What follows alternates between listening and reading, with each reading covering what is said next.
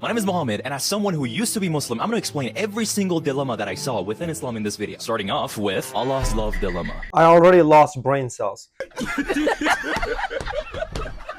Whenever someone is like, oh, they left Islam because of this, and they say Allah's love, these degenerates expect Allah to have the kind of love that regardless of how big of a degenerate you are, how much you hate accountability, how much you hate being righteous, regardless of all of that, you still deserve love.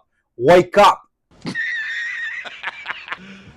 you serious? That is the reason why our parents, Adam and Eve, was sent down, kicked from the Garden of Eden, because they didn't know how to obey. Let me explain. The Quran, chapter 16, verse 60, it says, الَّذِينَ لَا يُؤْمِنُونَ بِالْآخِرَةِ مَثَلُ السَّوْعِ وَلِلَّهِ الْمَثَلُ الْأَعْلَى وَهُوَ الْعَزِيزُ الْحَكِيمُ. So the Quran talks about how to Allah is the highest example. It says, وَلِلَّهِ الْمَثَلُ الْأَعْلَى. The Quran also says this. In chapter 4, verse 40, it says, إِنَّ اللَّهَ لَا يُظْلِمُ مِثْقَالَ ذَرَّةٍ. But after that, it says this, وَإِن تَكُ حَسَنَتَيْ يُضَاعِفْهَا. Which means, if there is any good deed, God is going to multiply it. A Muslim believes that every single good that you and I can do, God can do it 1,000,000 times better. La ilaha illallah.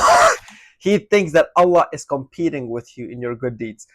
Allah is saying that whatever good deeds you do, Allah is gonna multiply your good deeds to help you get into the See, not even too far into the video and he has already exposed his lack of intelligence, bro. Like for example, you can forgive someone, but God can forgive people far better than you. You can be gentle with someone who's hurt, but God is gentle in a way that you can never be. You can help people, but God can help people far better than you ever can. Whoop-de-doo, the creator is more capable than the creation. Who would have guessed that, right?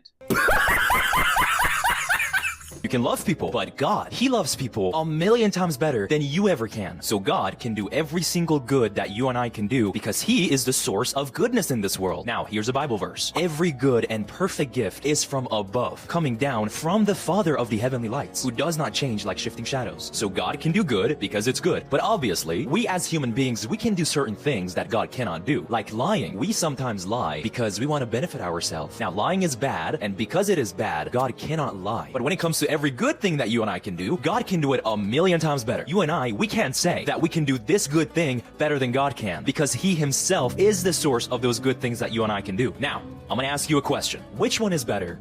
Selfish love or sacrificial love? The concept of sacrificial love doesn't apply to God. In order for you to sacrifice something, as to that you need to lose something. Everything's source is God. You stupid. All of us, everything as we know as reality came from God. He can't lose anything. He is the source of everything. To sacrifice as in to lose. Lose what? Bruh. Do you understand how incoherent your thinking process is? He's trying to put God into the same field or into the same box as he's putting human love. Humans can sacrifice something because humans can gain or can lose. God doesn't gain anything out of us. Neither does He lose anything from us. I would say sacrificial love is way better than selfish love. And Yep, He wants God to match His image of who He is. He is not going to accept who God is. He wants God to fit into the image that He thinks God should be like. And sacrificial love is a beautiful thing that us as human beings can have. And that is exclusively for human beings. That isn't for God. Like I said, to sacrifice something as in to lose something. God doesn't gain or lose anything from us. He has everything. He's the source of everything. Like for example, your mom can jump in front of a car knowing that she's not gonna make it, but she wants you to make it. Now that is called unconditional love. That's called sacrificial love that your mom can have for you. She can give up everything, even her own life, just to save you. Now I would say that's a beautiful thing that your mom can do for you. If someone would have done this for you, you would know that that person truly loves you and truly cares about you because they just gave up everything for you. Jesus said, the greater love has no one than this, to lay down one's life for one's friend. And he just proved my point. God can't give His life. He's immortal. Timothy 1:17. Now on to the King, eternal, immortal, invisible, the only wise God. It's right in your Bible. What are you talking about? God can't sacrifice anything because He can't lose anything. Everything comes from Him. La ilaha. Jesus literally explained sacrificial love. And Jesus said, this is the greatest form of love. When you lay down your life for someone else, that's unconditional love, that's sacrificial love. And Jesus called this love the greatest form of love. The greatest form of love for human beings, genius.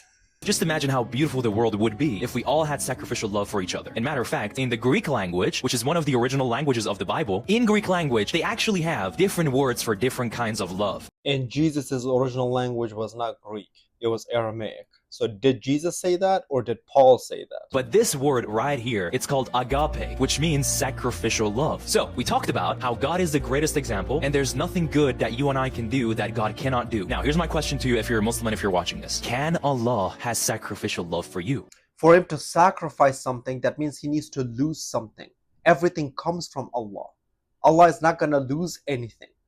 So just because Allah didn't fit your personal vendetta of what the strongest version of love is, according to you and according to the man you worship, that means God is not sufficient and is not loving. Why? Because he doesn't sacrifice himself to you. He's immortal.